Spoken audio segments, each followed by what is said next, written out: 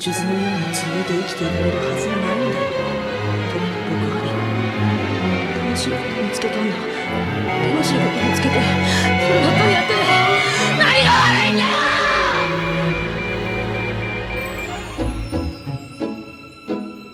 There are very few anime that elicit the same reaction from audiences the same way 1995's Neon Genesis Evangelion does. On one end, it's one of the most important, integral anime that ever released, an important influence on everything that came after it, completely revolutionizing not just the mecha anime genre, not even just the medium of anime, but even things outside of that, and even more impressively, things outside of its home country of Japan. It's maintained a sense of relevance unlike any other anime of that era. I feel only being outmatched by the giants, Dragon Ball Z, Sailor Moon, and Pokemon. On the other hand, the reputation of the show unquestionably precedes itself. It remains one of the most critically acclaimed, most beloved pieces of anything, with a reputation for being this thematic masterpiece detailing the struggles of growing up, loneliness, self-hatred, and being a deep dive into the human psyche to an extent very few anime have been able to replicate in the years since. It's for all of these reasons that in 2019, I was attracted to the series. At the time, I'd been hoping to expand my horizons with anime, having only been watching for a little over a year, and primarily sticking closely to battle shonens like Naruto, Yu Yu Hakusho, My Hero Academia, and Hunter x Hunter.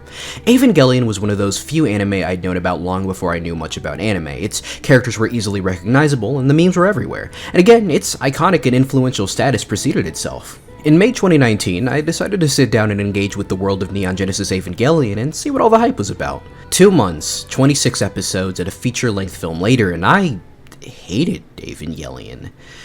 To me, Evangelion was a show that showed so much promise and yet under-delivered in every single possible area it could. I walked away from Evangelion not just disappointed, but also pretty irate, finding it to be a show with much creativity but little to show for it. But to be honest, a part of me wasn't so convinced with my opinions from that initial watch-through. Mind you, as a 16-year-old, I was incredibly unconfident in my own thoughts and opinions, and consistently turned to other people to rationalize my own thoughts for me. And as such, it was rare for me to have a thought or opinion that wasn't sanctioned by people I put in high regard. I was pretty open about my disdain for the show, but even putting aside my own lack of confidence in my opinions in general, something about my judgment of Evangelion just felt wrong. Like I'd missed something, like there was a piece of this puzzle I'd overlooked and given up on before it was done, and this thought haunted me. For an anime I didn't enjoy, I thought about it often. Even a year removed from that binge of the show, I was still thinking about Evangelion on an almost daily basis as I wondered, was it nearly as bad as I described it? This show called to me like a siren, reinforcing my distrust in myself. And as I got older, I really started to question if maybe in reality, I simply didn't understand it. Almost 5 years to the month, I found myself crawling back to it, heeding that call that I'd been hearing for so long. I was honestly holding my breath, very unsure how I was going to feel coming out of it. I'd spent 5 years questioning my 16-year-old self's assessment, trying to figure out if I'd just been a bad critic all those years ago despite what I felt were valid, genuine, and understandable criticisms. With 5 more years of life experience and a better understanding of storytelling critique, I was supposed to finally answer whether or not Evangelion was good or bad. But what I got instead was an answer I wasn't expecting. Instead of neatly confirming or refuting my original opinions, Evangelion put me through an emotional and mental wringer. The layers of complexity, the psychological depth, and the overwhelming sense of existential dread started pulling me into places I wasn't really prepared for. What I thought would be a straightforward rewatch became something much more profound, challenging me on a deeper level and leaving me questioning not just the show, but myself. To TLDR this opening segment, Evangelion broke me. I want to turn back the clock to May 2019, to the first binge of Evangelion I did. As familiar as I was with some of the characters in the memes, I wasn't quite familiar enough with the series to really know what I was getting myself into. Evangelion was a very different anime than those I'd been consuming around this time, again those being primarily battle shonens. To catch you up to speed as to the premise of Evangelion, it follows the story of Shinji Ikari as he's suddenly dragged into the conflict between NERV, a secret organization that's focused on countering the threats of the Angels, and those aforementioned Angels, who suddenly start popping up all over the place and attacking Tokyo 3, each attempting to eliminate NERV HQ, which is underneath it. I am very much boiling down the basic premise, much of the rest I will get to later, but for now I want to focus on what had my attention during my first go-through of the story. I found that Evangelion's first episode was fairly interesting. We're swiftly introduced to Shinji, who finds himself caught in the crosshairs of the battle between the UN military and this big angel, where he's rescued by this lady who he appeared to have been waiting for anyways. Quickly, I found myself becoming quite attached to Shinji, primarily because unlike most anime protagonists I was familiar with up to this point, Shinji was one of the few to really feel like me, at least during this time period. As in, he was, very much introverted, meek, and shy. Sure, I was comfortable being myself around my friends, but for the most part, a lot of my personality traits during this era were something I saw in Shinji, but the one I noticed the most was so obviously Shinji's introvertedness. His shyness would be contrasted by that of Misato Katsuragi, who acts as Shinji's caretaker for the anime starting from the second episode.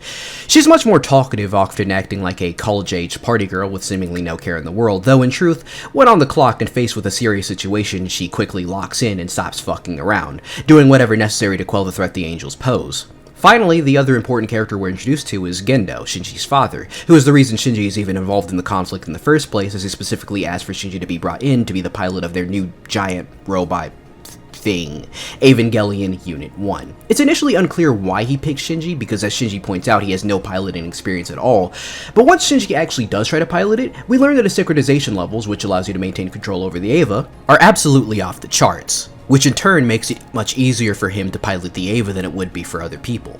Other characters who serve important roles in the future that we meet in this episode include Professor Fuyutsuki, who acts as Gendo's right hand, currently injured fellow Eva pilot Rei Ayanami, and computer person Ritsuko Akagi. Ultimately, I came away from Evangelion's first episode certainly interested, but not really pulled into its larger story in any way, as I felt not enough really happened to intrigue me as to where the story would go, given most of its focus was seemingly on just introducing us to Shinji, Misato, Gendo, and his relationship with Shinji as well as the Eva's nerve, the conflict with the angels, and the other basic things you need to know in order to get the basic premise of the story in your head. Me not being too intrigued from the get-go wasn't really a big deal to me, however, as this was pretty universal for anime I'd seen up to this point. I was long since used to anime getting good, quote-unquote, a quarter of the way through their run, so even though I wasn't really into it, I stuck around for the next episode. Then the one after that, and then the one after that, and the one after that. I kept watching, and watching, and watching, but by the time I got to Asuka's introduction 8 episodes in, I realized something. I wasn't enjoying Evangelion as much as I thought I would. In fact, I wasn't enjoying Evangelion at all. I was bored. See, I didn't quite understand why I felt this way initially, but as I got further and further into the show, that boredom slowly transitioned into frustration as I started to realize something was up, and I started desperately searching for answers as to why this critically acclaimed so-called masterpiece was boring me. Evangelion was unlike any anime I had watched up to that point, and it quickly became clear that my expectations for where the story would go didn't align with how it was being told. Most anime I had seen before had a clear sense of direction from the start, establishing early on what the overarching goal of the series would be. Take Hunter x Hunter, for example. Right from the beginning, it's made clear that Gon's main objective is to find his father. Each arc may introduce its own distinctive objectives to keep the audience engaged, but there's always that larger quest in the background, even if it's not immediately achievable. This formula of a long-term narrative goal was something I had come to expect from the anime I watched back then, as it was an easy way to hook an audience from the get-go, though in the cases of most of the anime I'd watched up to this point, its real hook would come primarily in the short-term goals each individual arc would set up to keep audience intrigue. But as I got deeper into Evangelion, it dawned on me that I didn't really know where the story was going at all. The first episode's focus was on establishing the basic premise of the show. As I will get to later in this video, given the sheer amount of information Nano needed to get across to the audience, it made sense that this episode would choose not to give us some sort of clear goal for where the story was going, instead focusing on introducing us to what would clearly become the emotional core of the narrative in Shinji's strained relationship with his father. But in episode 2, we're still left with questions, as the episode is focused on Shinji's mental state of mind in the aftermath of officially being inducted into NERV as the pilot of Unit 1. Episode 3 is about Shinji's trouble at school. We still don't know exactly where Eva is going with any of the things it's setting up. Episode 4 is about Shinji running away. Episode 5 and 6 expand upon Rei's role in the narrative as pilot of Unit 0. Episode 8 introduces us to Asuka. By this point, Evangelion has given us a series of episodes that focus on different aspects of its world, characters and their struggles, but it still hasn't provided any clear indication of where the overall story is headed. Each episode feels somewhat self-contained, presenting a new situation or a deeper look into a character's emotional state, but there's no larger narrative thread pulling everything together, or at least not one that I could grasp at the time. Hint, hint. As I watched, I found myself increasingly unsure of what the ultimate goal of this story was supposed to be. This growing uncertainty was where my frustration began to set in. Unlike other anime I was used to, where an overarching narrative would help guide the viewer through these smaller arcs, Evangelion seemed to meander from episode to episode without much of a roadmap.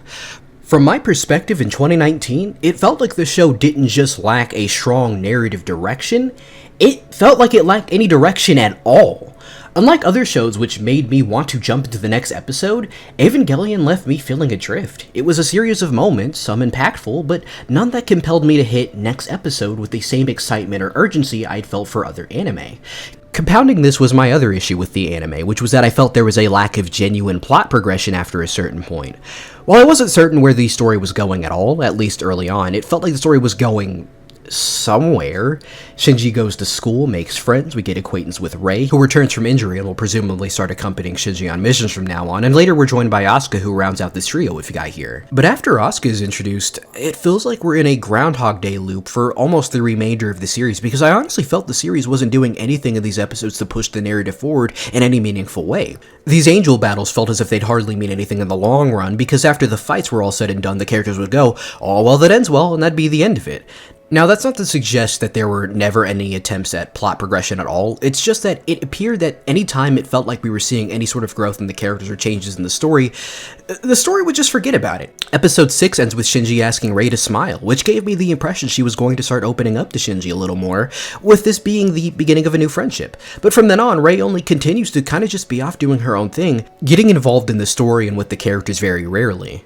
And while the story makes it clear she has some sort of relationship with Shinji, we hardly get to ever see that up close after this episode. Asuka and Shinji's relationship completely confused me. Every episode, Asuka does nothing but berate my poor guy. Then suddenly in episode 15, she goes, "Hey, wanna kiss me?" implying she developed feelings for him at some point. I get she's a tsundere, but aren't tsunderes supposed to show a little bit of interest in the person they berate and act like they don't like at the same time they do that? That by itself is weird, but after this possible change in their relationship dynamic isn't really addressed at all. And it doesn't help that at End of Eva, Shinji approaches Asuka in this surreal, I don't want to call it a dream sequence because the Eva fans might get me for that because I actually don't know if it is one for real, but let's just say it is. This surreal dream sequence basically, and expresses that he loves her. Since fucking when? I never got the impression that these two liked each other at all, at least in the way the series was trying to say they did. Shinji, good lord. I immediately found myself liking Shinji because of how much I related to him, and I found his character pretty simple to understand because of how much I related to him. But I started to get a little lost following his character after a while. Sometimes his thought process was just a little too confusing for me. I was under the impression Shinji choosing to retain his position as the pilot of Unit 1, all while admitting that yes, he was indeed a coward and the likes in episode 4, was when we'd start seeing some growth in his character, but despite choosing to keep the job when he could have very easily stepped away, he continued to talk about how much he doesn't want to do this. Then why are you here? The only character who I felt had a clear, cohesive story was Misato, who starts off the series with a very jovial personality, though serious when the time came, before we start to see the layers of her personality thoroughly peeled back, no thanks to the influence of her ex-boyfriend Kaji, who tragically loses his life later in the series, which results in Misato losing that jovial edge to her character completely. This felt like a clear-cut, easy-to-understand character arc without any of the bullshit the other characters were giving me, so in hindsight, no wonder Misato took the role as the only character I liked from this show. In general, I just did not like Ava's characters. Like, on paper, I thought they should all be really neat, but compared to the cast of my favorite anime during this time period, such as Yu Yu Hakusho, Hunter x Hunter, My Hero Academia, and Konosuba somehow, Evangelion looked very weak in comparison. Its character writing, at least to me, wasn't nearly up to snuff. Misato was fun, I liked her banter with Ritsuko, I tolerated Kaji, but everyone else was just kinda there. Shinji, as a character ignoring all of the things he was going through, he just kinda felt stale. Rei, on the other hand, was just too cold and distant for me to ever really connect with her. I get that her lack of emotion is supposed to be a big part of her character, but it got to a point where I just found myself uninterested in her. She was mysterious, sure, but in a way that made her feel like more of a plot device than an actual character I could care about. Asuka, well, I never really found her annoying like some fans do, but her brash and over-the-top personality felt like a played-out trope. She had moments of vulnerability, but most of the time she was so busy berating Shinji or acting superior that it felt hard to take her seriously.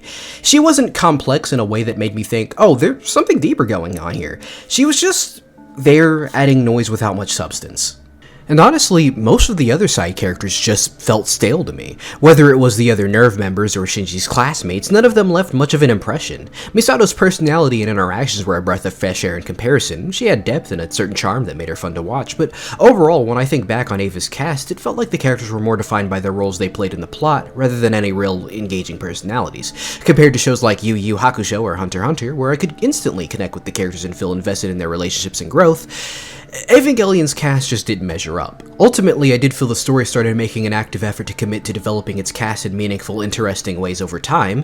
Shinji, for example, slowly falls apart over the course of the last couple episodes. He goes from facing his closest brush with death to almost killing Toji, which was followed by the horrific events of episode 22, 23, and 24. It all leaves the poor guy completely destitute by the end of the series. Asuka, who despite her big ego had been shown up time and time again by Shinji, finally snaps, which unfortunately leads to her having her mind compromised by an angel who forces her to relive her worst memories, something that ultimately results in her demobilization for the remainder of the series.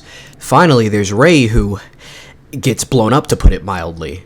To be honest, when all of this started going down, I actually found myself locking in and getting heavily invested in the story after all this time. But by this point, it was too little too late. This was all incredibly late into the story's run, and before I knew it, Evangelion was over, and I only enjoyed under a quarter of its run the way I was expecting myself to when I started it. All of this leads into my third issue with the show, which was how formulaic and repetitive the episodes felt. The lack of clear plot progression wasn't helped by the fact that after a while, the structure of the episodes became incredibly predictable. Each episode, a new angel would show up, the team would scramble to fight it, and then more often than not, everything would return to the status quo by the end.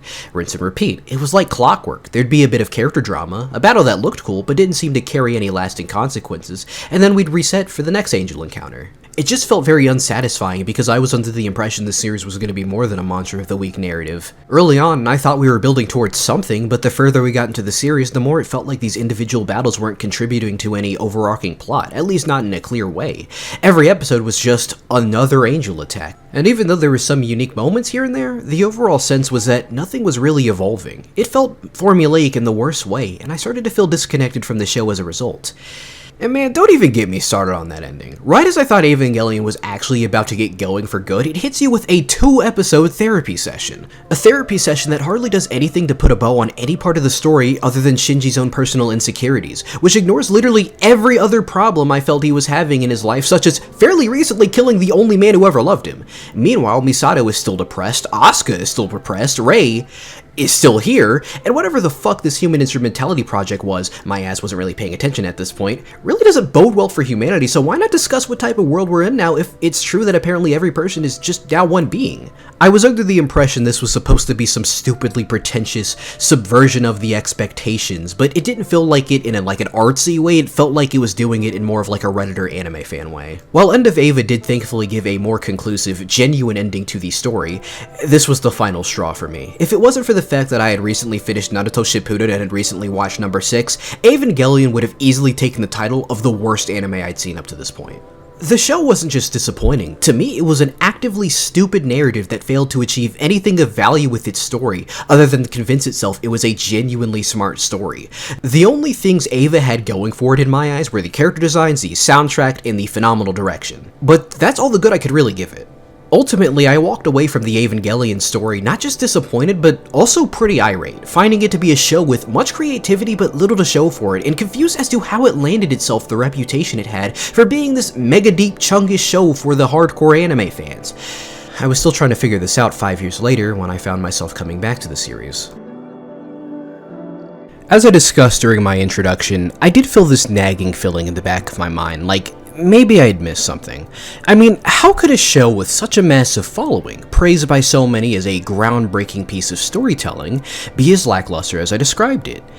In spring 2024, Evangelion was the final stretch in a series of anime revisits I'd been doing around this time to assess the quality of shows I'd watched years prior but didn't enjoy, particularly those beloved by general audiences. For example, I rewatched Full Metal Alchemist 2003 and found that whereas before, my initial watch-through of 2003 made me believe it to be embarrassingly inferior to the 2009 Brotherhood adaptation of Full Metal Alchemist, upon giving it a second watch-through in 2023, I found that it was actually just as good, if not better in some areas. I also reread the Naruto manga, which confirmed to me that no, it wasn't my imagination all those years ago. Shippuden is genuinely putrid. In fact, it's worse than I remembered. At the very least, I came away from part 1 appreciating it significantly more than I did before, which was good. In the years since I had first watched those shows, I had grown, not only as a viewer, but also as a writer. I'd become more attuned to narrative structure, character arcs, and thematic depth, and this had already reshaped my perspective on those other series. So when it came time to revisit Evangelion, I was curious to see if this new mindset would change the way I viewed it.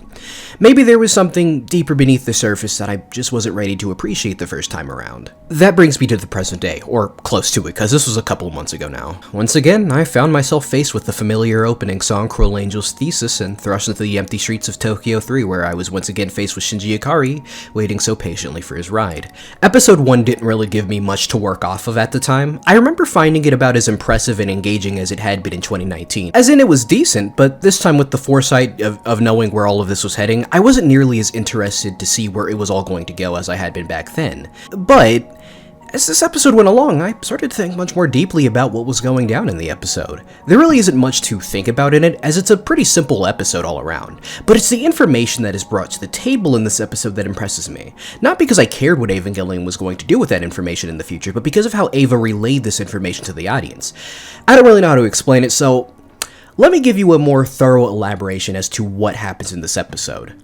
We're treated to this deserted city and an unknown giant creature exploring it. Meanwhile, we're also introduced to our protagonist, a young boy named Shinji Ikari, who was apparently supposed to meet up with this young woman around this time in town, and in spite of the situation surrounding him, he's chosen to possibly put himself in harm's way just to meet her. Can't even really blame him personally, it's just kinda bad. By the time she arrives, this creature, known as an angel, is already in the city causing havoc and is being attacked by the United Nations military, who are trying all sorts of tactics to take him down. But after everything they throw at it fails, they call in Nerve. Excuse me, Nerve. I think that's what they were calling it in the dub. For clarification, I watched the Netflix dub, don't judge me. Anyways, apparently Nerve has been planning for something like this since a situation known as the Second Impact, and planned to counter this by using what they call an Eva, even though they don't have a pilot for it. Well, it turns out that's why Shinji was brought in, even though he has absolutely no experience with whatever this thing is, and also hasn't seen it before this exact moment. In fact, everyone around him demands he jump in and start fighting. Mind you, this creature is trying to get into Nerve HQ, which is underneath the ground, so the clock's ticking here.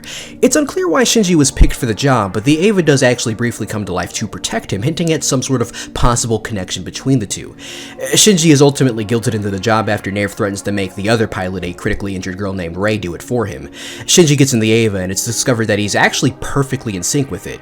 He's sent up above to fight in the Eva, and right as shit's about to get real, the episode ends. Jesus, man, so much happens in this episode, and I didn't even really begin to get into all the little world-building details, character interactions, future plot setups, and character details. With the way I described this episode, you'd probably assume we'd have another Fullmetal Alchemist Brotherhood Episode 1 situation on our hands, where the story rapid fires too many plot and character details in your face to a point where it all becomes unintelligible white noise that hardly gets your interest because the episode doesn't have time to focus on any of it. But actually, no, this episode very easily managed to avoid that issue for two separate reasons. The episode does a good job getting across the basic facts of what you need to know. Firstly, this is an angel. Secondly, this has likely appeared as a result of a disaster known as the Second Impact. What that is exactly is irrelevant, just know that it caused this to pop up. Nerve is here to take it down, which is why it built this giant robot thing. It knows exactly where to pinpoint the right details and focus on and around those instead of throwing around everything and, the kitchen sink at you too. But I think the thing that really, is keeping this narrative focused is the episode's focus on Shinji Ikari and his relationship with those around him, particularly his carrier Misato Katsuragi and Gendo Ikari, his father. Much of the episode is the story getting us acquaintance with Misato and Shinji. Shinji is meek and shy, Misato is incredibly unserious and a little irresponsible. As these two are interacting, we slowly start to get small increments of background details on Shinji, and importantly, his relationship with his dad, of which it appears, strained. We're left wondering for much of the episode why Shinji is being brought to Nerve HQ by orders of his fathers. And when we learn why, the moment completely showcases both of these characters' personalities perfectly. Despite not knowing what was up, Shinji came, hoping to be of some use to his father. Gendo couldn't care less about his son or his safety and reacts nothing but coldly towards his son in spite of his confused pleas. To Gendo, the most important thing is the mission. He only cares about his son's use to him. These two dynamics are the beating heart and soul of this narrative, so the first episode makes a good point to focus its time on setting it up. Evangelion truly understood how to create a very effective first episode, and it was upon realizing this that I started to realize that something was different about Evangelion. Sure, ultimately this episode wasn't really much to sneeze at, but I had to respect the finer craftsmanship behind it, understanding how difficult it might have been to present so much information to the audience all at once. But I wasn't that blown away by the episode, and I doubted, or at the very least wasn't confident, if I was going to come away from every episode feeling like they were better than I remembered. Episode 2 and 3 went by in the manner I expected, decent episodes that didn't do too much to grab me in any way, but almost as soon as I found myself getting lulled into a false sense of low expectations, I arrived at episode 4. This is yet another episode of that in the past I didn't think too much of, just another one of those pre-Asuka episodes that happen and you don't really think about much afterwards.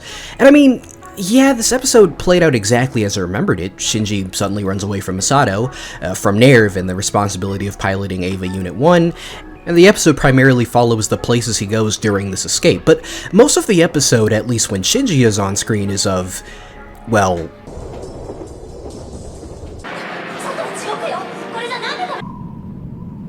the thing is, while I understood Shinji was going through some mental problems, I couldn't really pin down what exactly was on his mind when I saw him sit by himself in a movie theater, or on a train, stare off into the distance on a mountainside. Was he feeling a sense of regret at his decision, or was he aware that he was probably, not going to get far? In fact, what exactly has him pressed enough that he feels the need to escape? The fear of unavoidable death that may come with piloting the Eva? The weight of the world on his shoulders as the pilot of Unit 1? The fear of his father's watchful eyes? See, the thing is, Evangelion doesn't really tell you which of these is causing him to slowly lose his mind. So as I probably was in 2019, I was left guessing what was on his mind anytime I saw him blankly stare off into the distance. I'd watch Shinji wander the city and I'd try to imagine myself in his shoes. I'd think about everything I'd seen him go through. Every interaction with his father, with Rei, with Misato, every fight, and try to imagine what was going on in his head, try to figure out why he wanders Tokyo 3 so aimlessly, why he only later evacuates to the countryside, why he spends so much time just sitting up on the countryside. And that's when it all clicked. That's exactly what I'm supposed to do. There was a scene, back in episode 2, where Shinji is talking to Masato and she berates him for being so unnecessarily polite to her. In it, she leans over the table, and we get 2 lovely shots, one of her breasts and another of her ass, with Shinji looking on in trepidation. I laughed at this scene, seeing it as such a blatant fan service power play on Anno's end, but noticing Shinji's gaze, I like to imagine that the actual purpose of these shots were to illustrate that, just like me, Shinji also took note of these aspects of Masato's character. And after giving it some more thought, I realized that's actually more than likely what the intention was. The story didn't tell us Shinji was totally checking Misato out, but it instead used clever visuals to get the idea across. In episode 4, I realized that no wonder I didn't understand Shinji that first time around all those years back. I was so used to anime explaining themselves to me that when the story kicked its legs up and encouraged me to do all the work, I didn't even notice. I wasn't paying attention. I realized that in order to fully understand this story, I was going to have to pay very close attention. And not just very close attention, I was going to have to closely examine, analyze every single line of dialogue and character moment to fully understand what I was witnessing to get the most out of Evangelion. And it was when I started doing that Evangelion truly started to click. All those years ago, I had made the mistake of assuming that Evangelion would conform to my expectations of how a story was supposed to be told, but instead, Evangelion was forcing me to engage with a different kind of storytelling.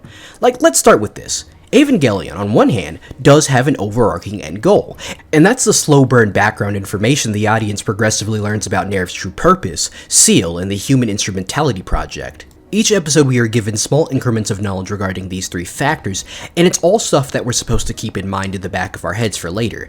Things like this keeps the audience on their toes, giving us something to consider when watching the story play out, as we're led to wonder how this will affect the main characters in the future, and where exactly all this is leading. Sure, it's not as clear-cut as, say, I want to be king of the pirates, but nonetheless it serves the same purpose of getting the audience something to latch onto. But even with the background conspiracy to be a beacon of interest for the audience, it's still very subtle and plays a more menial background role in the grand scheme of things. In hindsight, even though this is a lesson I learned way back in 2021 with my Cowboy Bebop binge, I realized that the shonen way of doing things with that clear narrative hook isn't the only way to get audience intrigue into your story from the get-go. Sure, it's an easy way to maintain audience attention from the start, but it's also not the only way to do it. Full Metal Alchemist didn't interest me because the Elrics were searching for the Philosopher's Stone. It was when they learned that to gain the stone, it required the sacrifice of human lives, which shifted the entire course of the narrative. That's when it got me. You also had my other issue with Evangelion, which was what I perceived to be a lack of plot progression from episode to episode. An event would happen, and after an angel battle, that'd be it. We'd go back to the status quo, but after this rewatch, I came to realize just how incorrect this attitude was. Evangelion's first couple episodes tell a clear story arc. Let's pick up where we left off, episode 2. This episode follows the direct aftermath of Shinji's first fight, which, mind you, we never actually got to see. Now, I know that the assessment made by anime fans unfamiliar with the mecha genre, that Evangelion is one of the few mecha anime to focus more on the pilots over the robots, well yeah, I know that that is a take made purely from ignorance. But I can't see where that might have come from, when during these first 2 episodes, it almost feels like the anime made a poignant choice to avoid showing us the robot fight that the first episode was seemingly building up to, and the second episode was dealing with the aftermath of. Now, the next 3 episodes focus on Shinji getting used to his new job as the pilot of AAV Unit 1. Episode 2 focuses on his recovery from the fight, his implementation into NERV's chain of command, and particularly his stay of residency. It's here that the story continues putting focus on his relationship with Misato, which becomes a pivotal part of these first couple episodes. Shinji is initially supposed to have his own apartment, but Misato lobbies NERV to let him stay with her, seeing as Shinji was a huge introvert and all. Episode 3 focuses on Shinji being sent off to school, where he finds himself attracting a lot of attention, as his class pretty quickly finds out he's the new Eva pilot who just saved the city. Episode 4 sees Shinji running away from being a pilot. These first set of episodes is solely focused on 3 things: giving us a better scale of the larger cast, introducing us to Shinji's inner turmoil and aversion to, well, the entire hand he has been dealt with, and finally establishing and zeroing in on his relationship with his new guardian Misato Katsuragi. During this segment of the story, at least until Asuka shows up, Shinji's relationship with Misato acts as the heart and soul of the narrative. Misato becomes the emotional bridge between Shinji and the viewer, giving us insight not just into his personality, but also Misato's, which shines through in their relationship, revealing her own complexities. While she appears carefree and a bit irresponsible at first, her interactions with Shinji shows that she's struggling to maintain a sense of normalcy and responsibility.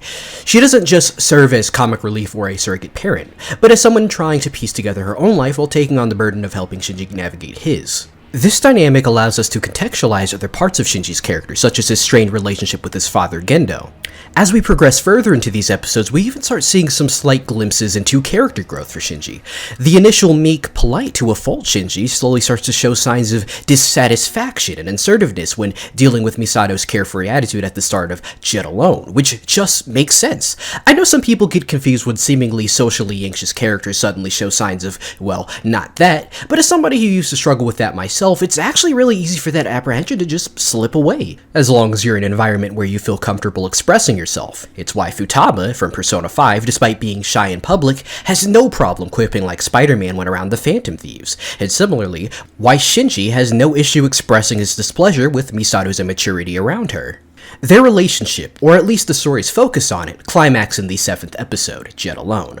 Throughout the episode, we see Shinji standing up to Misato in a way that hints at some character growth. Misato, while still playing the role of his guardian, becomes less of a guiding hand and more of a flawed, vulnerable figure in Shinji's eyes. Their relationship takes a more balanced tone, where the power dynamic begins to shift and the emotional weight they both carry becomes shared. This is especially true as there's a sort of air of uncertainty going on whether or not this mission Misato is going on will lead to her death or not. Because prior to my first binge of Evangelion I had never heard or seen of Misato before, I was under the impression she would die in this episode. And despite knowing better going into my second binge, my heart rate remained high because these last 7 episodes made me care about their relationship so much that I was anxious for Misato, despite knowing that she'd ultimately be saved by Gendo's manipulation at the end of the episode. While the Shinji-Misato relationship serves as a major central story arc in these early episodes, I think the one that gets center stage is Shinji's internal struggle as a result of suddenly being forced into the role of Unit 1 pilot. As I discussed earlier, this is episodes 2, 3, and 4. I don't have much to say about episodes 2 and 3, except that episode 3 introduces us to some secondary characters, Kensuke, Toji, and her. These guys straddle the line between relevance and irrelevance. They aren't as pivotal to the main narrative as Rei, Misato, and Asuka, but they do play an important role early on, especially in how they help shape Shinji's development. Toji in particular has a brief but significant arc. At first, he resents Shinji because the collateral damage from his first battle injured Toji's sister, leaving her hospitalized. However, after Shinji saves both Toji and Keisuke during another fight, and his sister scolds him for punching Shinji, Toji apologizes, offering a small but meaningful resolution. These interactions give Shinji a few people to bounce off of and allow us to see subtle hints of growth as he gradually warms up to them. We see Shinji go from completely isolated as a result of his own actions to finding comfort in a small, welcoming friend group where he is much more free to be himself. Then in episode 4, Shinji finally reaches his breaking point and runs away. Not to anywhere specific, but just away from the pressure and conflict in his life. While Shinji is actually given an opportunity to no longer be the pilot for Unit 1, he chooses to stay anyways at the last minute, for reasons that aren't entirely obvious, but we can assume he came to terms with firstly his cowardice, and secondly his responsibility as one of the few people who can even pilot that thing. After this, it's followed by a two-parter that serves to give focus to the only other Eva pilot at the moment, a mysterious young girl named Rei Ayanami. Obviously, this arc focuses on Rei, but primarily through the perspective of Shinji, who's trying to get a good feel for who she is, and why his father, who can't even be bothered to look at him, smiles around her and even risked his life for her not too long before the story began. Rei is an anomaly that we never truly understand through these episodes personally, but we do get a rough idea where her mindset is, particularly in episode 6. Before the climax of the episode, Shinji tries to talk with her, and he tries to relay to her his feelings of dread that come with piloting the Eva, only for Rei to disagree, believing that for her, it's her connection to the people of the world and, ultimately, the only thing she has. During the fight, Rei seemingly gets hurt protecting Shinji, and after all the fighting is all said and done, Shinji expresses gratitude that she's alive and begs her not to scare him like that. Shinji asks her to smile, to which she does, as seeing Shinji smile reminds her of Gendo. In hindsight, it's clear that this wasn't entirely intended to lead to Rei becoming a more open character like I thought all those years ago, which explains why Rei remains so distant after this.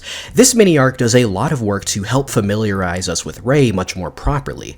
Now, in the past, I had believed that after episode 8, when Asuka was introduced, Evangelion slowly devolves into a Groundhog Day loop of events where nothing much changes between episodes 8 and 16. And while at surface level, I do see where I was coming from, as most of the most notable integral moments of the story happen between episodes 1 and 6 and 16 and 24, to suggest that nothing much of relevance happens in this downtime would simply be incorrect. What I failed to realize back then is that the show isn't stagnant during this stretch at all. The real movement is how the characters are interacting with each other, shifting and evolving in ways that aren't always immediately obvious. For example, we see how Shinji and Asuka's relationship develops, starting with Asuka's initial arrogance and desire to prove herself superior to Shinji, but slowly, episode by episode, there are cracks that form in both of their exteriors. Shinji grows more comfortable with Asuka, while Asuka, despite her bravado, begins showing subtle signs of vulnerability. Their dynamic hides the fact that they're slowly becoming more dependent on each other, even if they're not fully aware of it yet. Even Rei, who's usually emotionally distant, begins to display more nuance in her interactions with Shinji.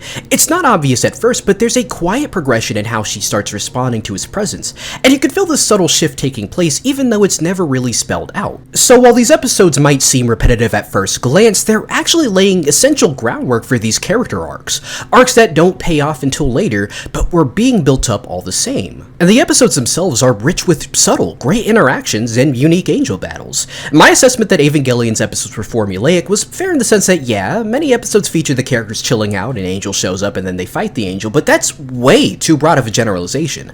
For example, there are many episodes where there are no Angel battles, such as episodes 2, 4, 14, 17, 20, 21, 25, and 26. On the other hand, not one Angel battle is even close to being similar. For example, episode 6 features Shinji and Rei teaming up to take down Reimil. They can't fight it face to face, however, as it's able to intercept targets with quick, devastating attacks at close range, so in order to eliminate it without fighting it at all, Misato orders the mobilization of the entire Japanese power supply and uses it to power a singular big gun that Shinji will have to shoot at Reimil. In another episode, Asuka has to go deep into lava to retrieve what at this point seems to be an inactive angel. Then there's episode 12, which shifts its focus away from the angel battles themselves and instead centers on the build-up to the attack. The episode primarily explores Misato's leadership, showcasing the doubts her colleagues have about her capabilities, especially as her tragic backstory begins to unravel for the audience. It's less about the immediate threat and more about the pressure Misato faces both as a commander and as someone still dealing with unresolved trauma. This human element grounds the story, giving weight to the moments before the action as we see Misato struggle not just against the angels, but against her own past. Then there's episode 16, which is hardly even focused on the fight with the angel at all. During the initial angel attack at the start of the episode, Shinji is absorbed by the angel and is trapped inside of it for most of the episode. While Nerve works to recover him, many doubt they'll be able to retrieve Shinji before he eventually dies. This episode is incredibly morbid, with Shinji's desperation eventually turning into a spiral of existential dread as he's forced to confront the deepest parts of his psyche. Shinji's confrontation with himself in this episode foreshadows the more psychological and emotional battles that lie ahead for all the characters, signaling a shift in tone of the show.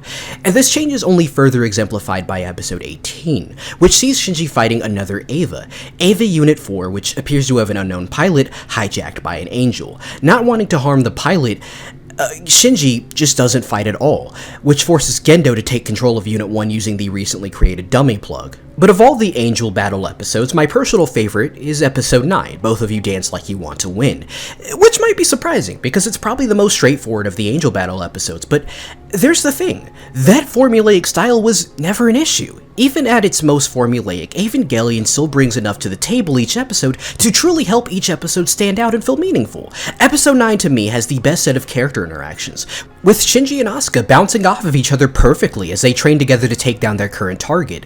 And really, there's a whole lot of great interactions in this episode that really help the characters feel fully dimensional and not like simple cutouts representing the different stages of depression.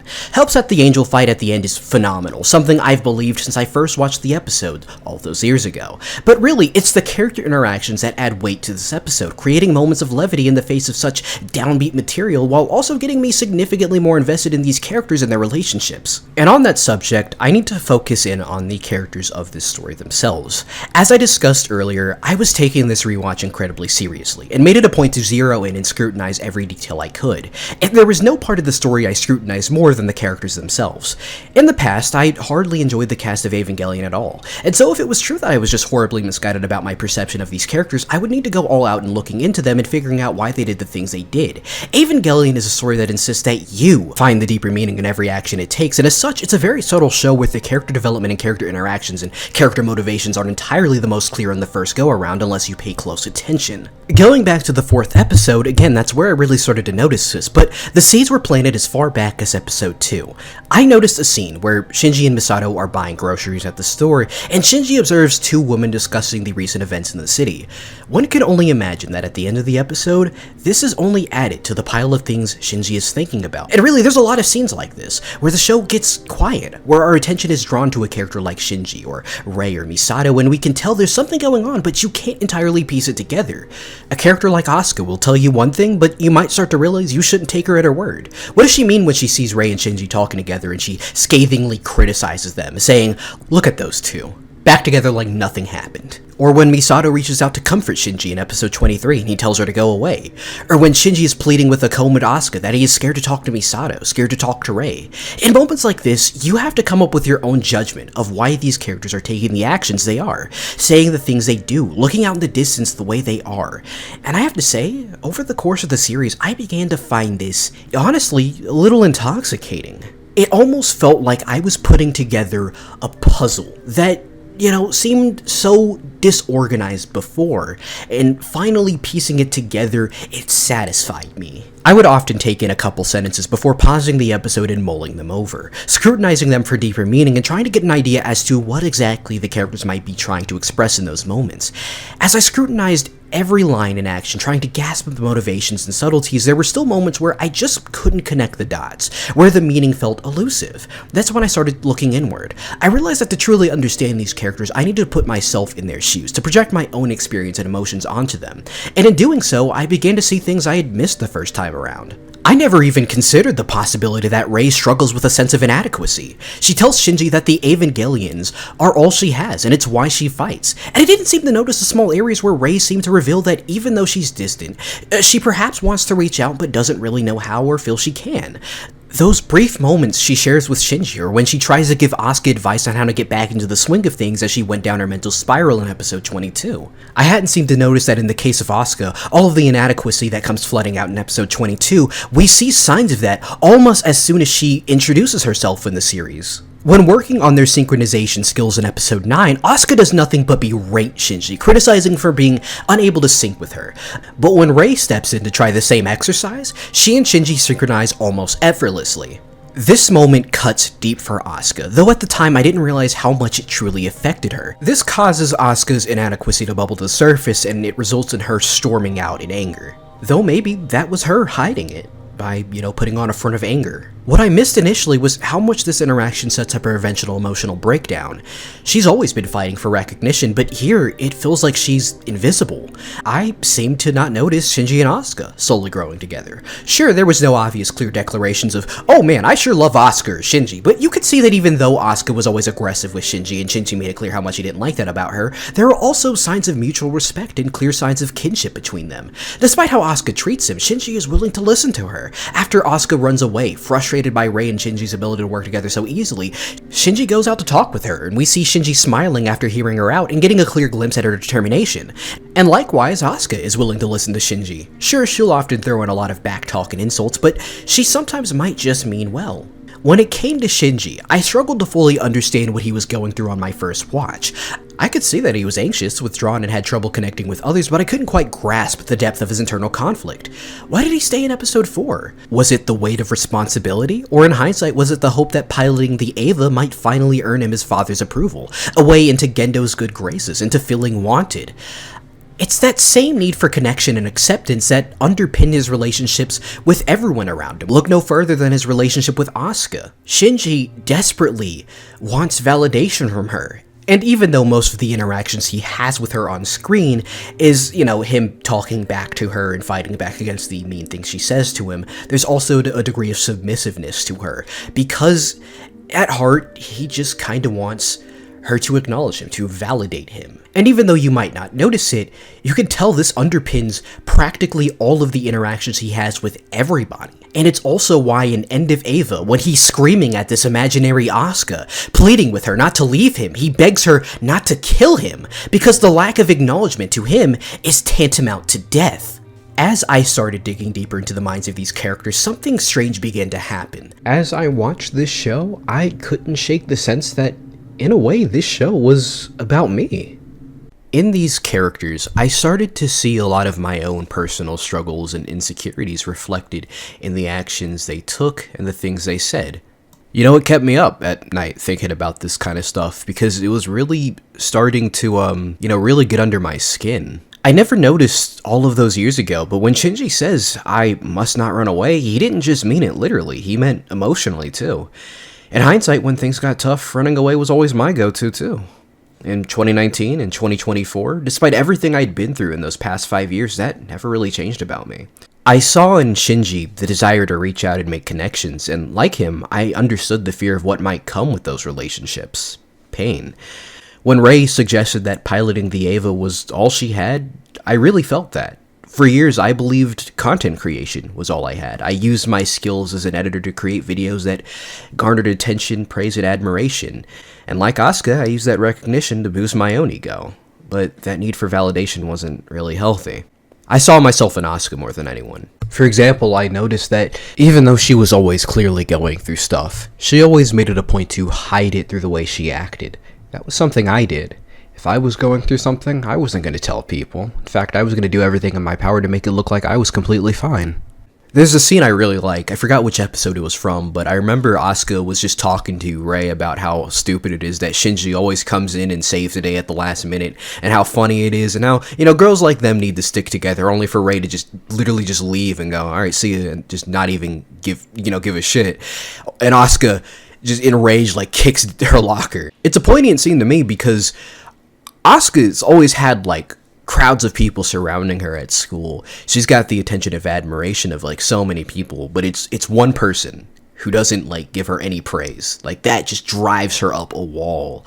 I started to get the impression that Asuka might believe Rei hates her, or at least doesn't really give a shit about her.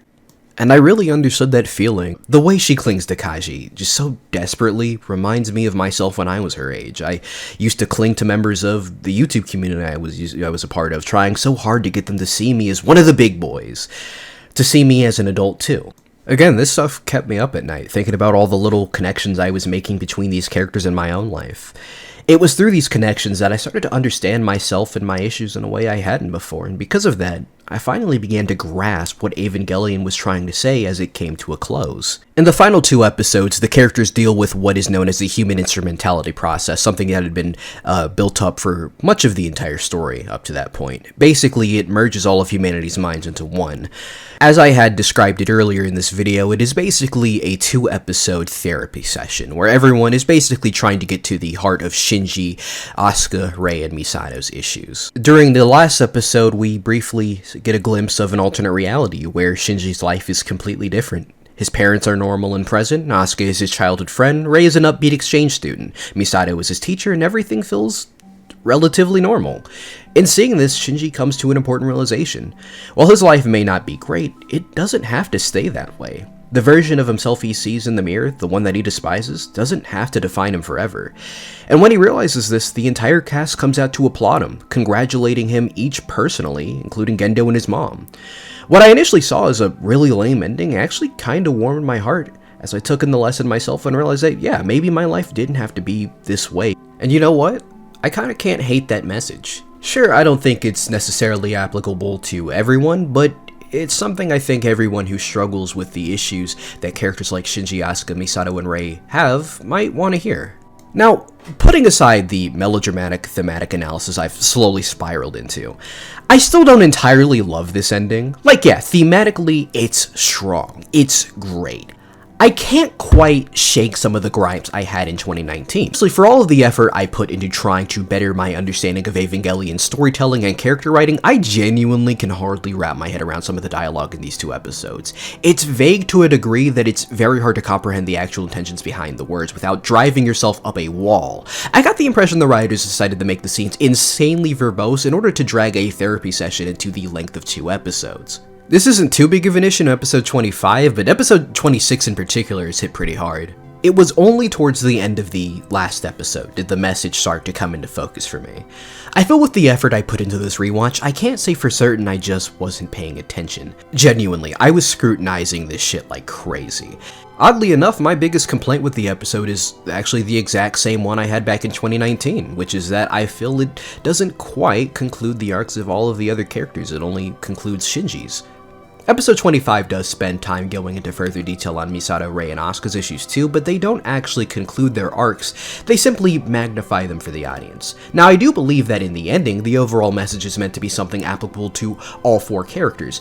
Hence why they all say, but maybe I can change and like myself, which is true for all of the characters, but I still do feel this is most applicable for Shinji, and the others could have come to terms with their own struggles in their own ways before finally helping Shinji through his. I think that would have been more satisfying. I get that Shinji is the main character, but if the story is going to create all of these characters for me to get invested in, I'm expecting it to fully round them out as well. I think Eva tries to do that, but it comes off as a little messy in doing what it ended up doing. I think if you ask me personally, I think overall End of Evangelion is just a much stronger ending. End of Evangelion was the sequel movie that kind of just redoes the ending, but with more story details going on in the background as well. Not to suggest the original ending is without worth, and I definitely wouldn't say the original ending is bad. I feel End of Evangelion does everything that ending does to much greater effect while also doing much better to cap off not just the character arcs, but also the larger story too. If I'm to be completely honest with you, I still came away from Evangelion having some issues. I feel some characters, particularly Rei, should have had more time to shine as a character. I feel the character writing in general could have been a little better. I think the story could have been presented a little more smoothly, but ultimately these are much more personal issues, and the result is that while Evangelion still isn't one of my all-time favorites, probably not even cracking my personal top 20, I still ultimately enjoyed what I saw and gained a newfound respect for this giant of the industry. It's damn good. And damn powerful, too. It's a show that looks you in the eye and tells you to be better. And you know what? I can't hate that. Once again, I want to thank you all for sitting through this video and giving it your time and attention. Honestly, I was really hesitant to release this one, cause, I don't know, with the subject as, you know, big as Evangelion, I felt I wasn't really contributing much to the discussion other than my own personal anecdotes, because I feel like there's so much you can do with this subject, and I feel like my analysis is just, wait, Ava's good. I don't know if there's any value to this. I honestly was about to write this video off as slop, and I was going to move on to my next project and forget this one existed. But hey, if you found value in this, I'm grateful, and I'm thankful that you even bothered to sit down and watch this one. So yeah, if you have anything to say about the quality of this video, or how you feel about Evangelion, or better yet, how grateful you are that I am no longer media literate, just don't be afraid to talk about that in the comment section. I'd love to hear it. And it definitely helps with the algorithm, which I'm always fighting against for some reason. Once again, thanks for watching. See y'all next time.